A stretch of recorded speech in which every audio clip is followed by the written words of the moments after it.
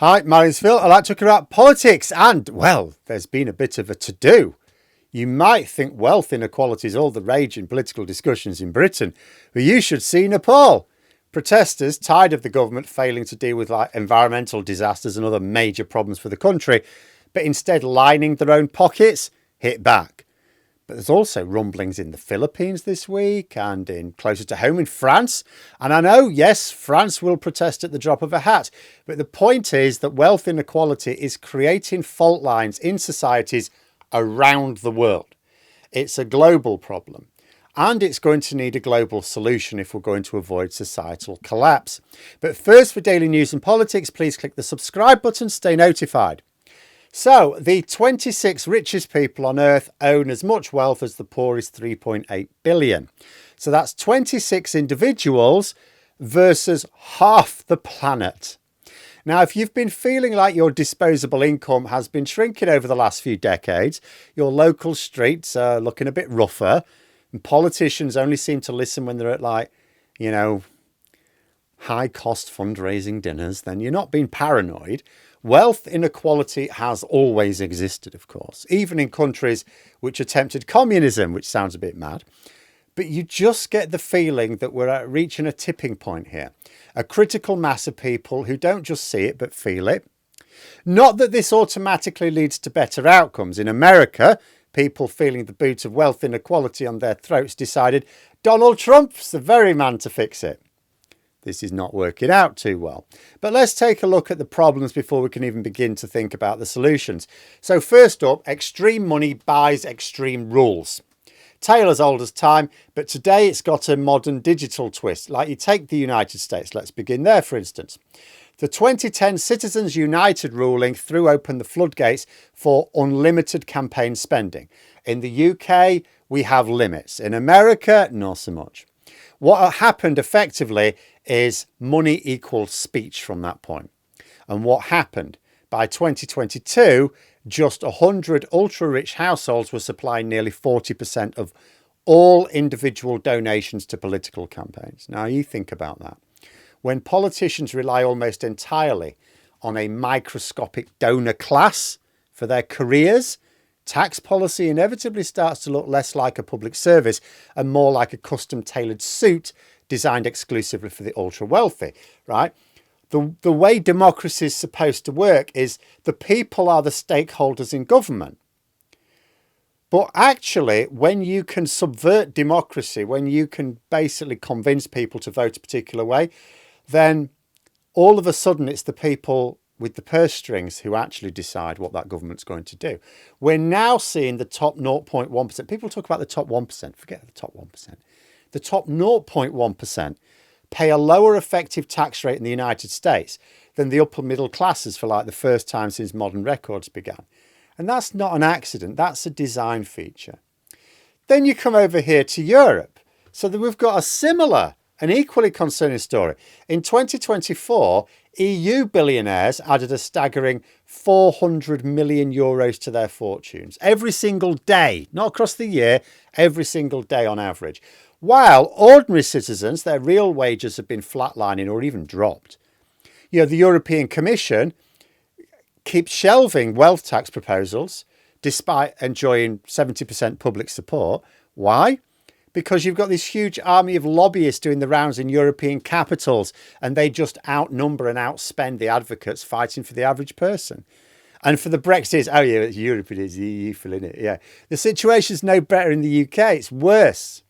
The outcome is a policy paralysis on critical issues like housing, healthcare, climate change, the very problems that keep average voters up at night.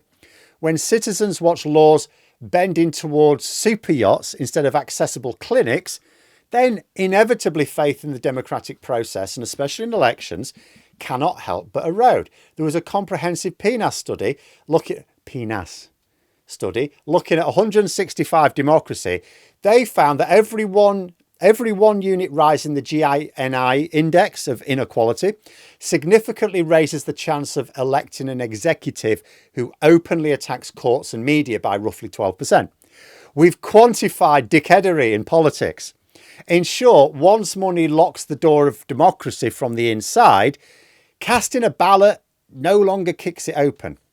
Second, inequality isn't just bad for your wallet. It fuels tribal politics and it turns society into a pressure cooker. Stagnant wages for the majority, couple that with soaring asset prices for the few, creates a volatile cocktail of anxiety and deep-seated resentment.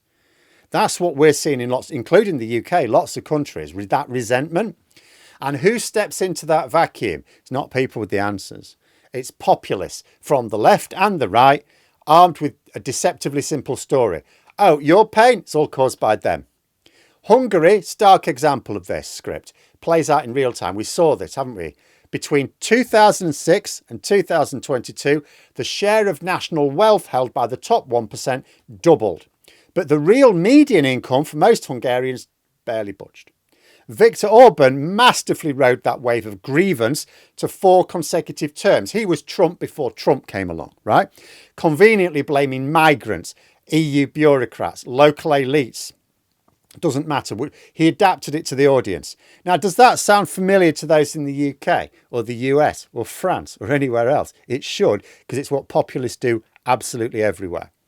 The tactic works precisely because inequality fractures society along multiple fault lines. Class, region, education, cultural values. It gives would-be autocrats a ready-made menu of scapegoats to exploit. They simply have to pick on the one that's not electorally useful to them. A 2023 meta-analysis covering 30 European parties found that a 1% jump in that GINI coefficient, that inequality coefficient, predicts a 1-point gain for hard right or hard left populists in national vote share. That is not a side effect of inequality. It's basically its business model.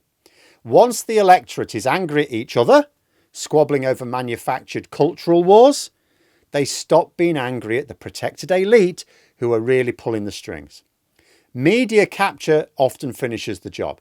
Turkey, for example, the top 4 conglomerates, all deeply tied to construction fortunes fueled by lucrative government contracts, now control 70% of national media circulation.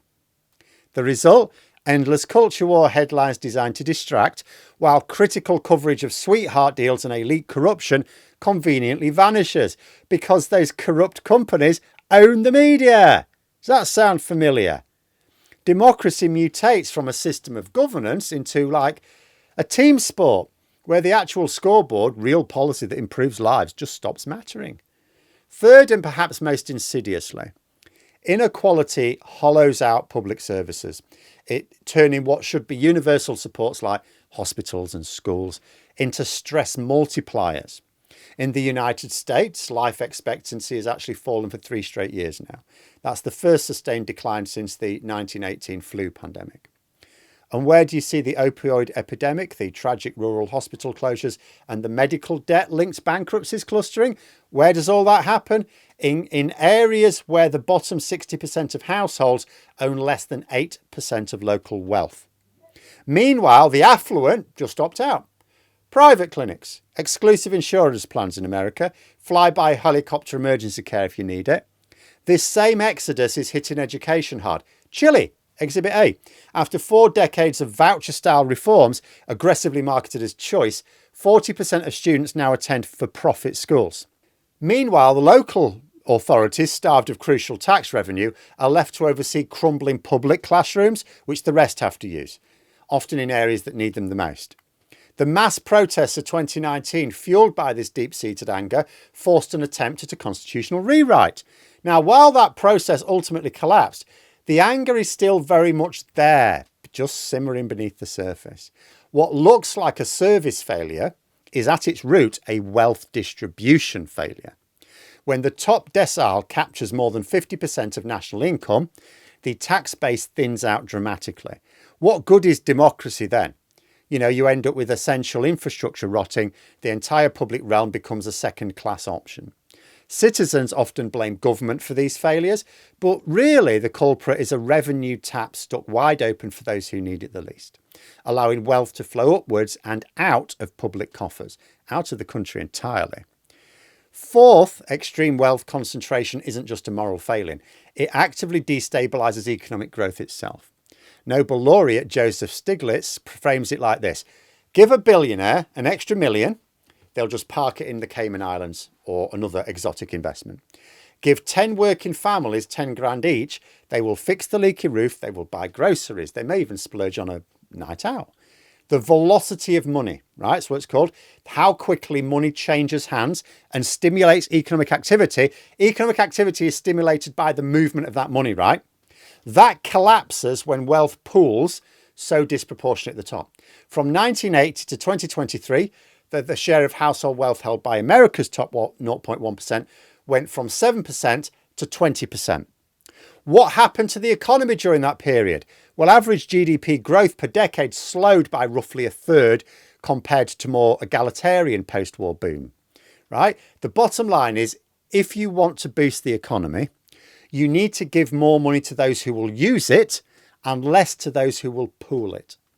When real wages stagnate and wealth concentrates, credit then fills the vacuum, inflating dangerous bubbles whose inevitable bust wipe out jobs and further concentrate assets through fire sales. Warren Buffett, I remember him saying during the banking crisis, times like that, a lot of investors hunker down, they get scared, they buy gold, stuff like that. And he says, that's the time when you buy. That's the time when you snap up things because everything's devalued. And that's what happens. So you end up concentrating more wealth in the hands of a smaller number of people. You know, the 2008 financial crash was essentially a dress rehearsal.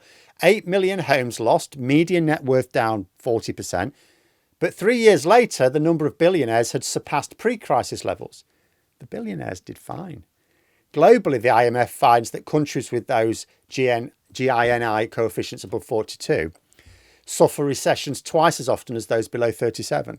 Politically, each economic downturn feeds the authoritarian temptation, only I can fix this chaos. Argentina's Javier Milei, Turkey's Erdogan, India's Modi. They've all exploited post-crisis anger and economic stability to dismantle checks and balances and consolidate power. Are those countries doing well now? I know in Argentina it's a more recent thing. Turkey, India, is everyone doing well there? No, they're not. Inequality doesn't just slow the economy, it weaponizes its volatility. Fifth and finally, unequal nations don't just suffer internally, they actively export instability across borders. In 2021, Lebanon's richest 1% controlled 48% of bank deposits. So when the Lebanese lira inevitably collapsed, ordinary savers were locked out by capital controls, while insiders just wired billions abroad. The result? Streets protests paralysed Beirut. The government resigned twice. This kind of illicit capital flight, often from highly unequal nations, ricochets across regions. South African pundits coined it the Dubai effect. Local elites stash their ill-gotten wealth offshore, starving domestic industries of investment, and then they import luxury goods financed by higher interest rates that then deprive small local businesses, ordinary citizens of trade. Climate change only amplifies this destructive pattern. Pakistan's devastating floods in 2022 displaced 8 million people. 8 million. But the country spends roughly 4% of its GDP just servicing debt. Much of it issued to fund infrastructure that mostly benefits large landowners who pay almost nothing in agricultural tax. This combination of economic hardship, environmental catastrophe, elite impunity fuels massive migration pressures. And how do destination countries respond? With populist backlashes, scapegoating migrants, closing borders. The cycle is truly global. Inequality at home fuels crises abroad, which then return as refugee surges, trade disruptions, far-right victories in the very countries whose banks helped safeguard those hidden fortunes. It is a vicious, interconnected loop. So you see, the problem isn't just in one or two countries, it is global. You see the same destructive cycle playing out, very different cultures, very different societies all over the world. Now, there is good news. Inequality isn't some immutable law of physics like gravity. It is fundamentally a policy choice. We've seen it before. From 1945 to 1980, the Western world tamed wealth concentration through a combination of progressive taxation, robust unions, strategic public investment. It wasn't magic. It was deliberate policy. It was considered policy. The bad news is that rolling back today's extreme inequality requires breaking the very influence that wealth buys in the first place. But the key thing is this is a global problem that needs a global solution. No government promising to fix the problems ever does, because the economy isn't national, it's international. I cannot say that enough. That's not to say governments can do nothing. There's a world of difference between how money is being spent in the UK now and how it was a year and a half ago. But we're never going to get a big reversal of the problems until we work with others. So what we should really be calling for governments to do is not fix our problems with a snap of their fingers, because politicians promising to do that never deliver, ever. We should be asking them to push for a coordinated response internationally. It's been done before in living memory. We need to do it again. The consequences of not doing so are, well, if governments won't fix the problems, people look to ever more extreme solutions. And there are plenty of super wealthy people waiting in the wings, pretending to be one of the ordinary people, ready and waiting to prolong the problems. Every country's got their own version of Trump promising the earth and delivering more pain. We need an international intervention here. We need to view wealth inequality in the same way we view climate change. Normalise talk of it being an existential threat. Move towards serious discussion about the solutions. What happened in Nepal was not good for anyone. But it's an inevitable consequence of not tackling the issue. But let me know what you think in the comments below. For more content, you could subscribe to the channel or even join for access to streams and behind the scenes updates. Thanks for watching. And until next time, I'll see you later.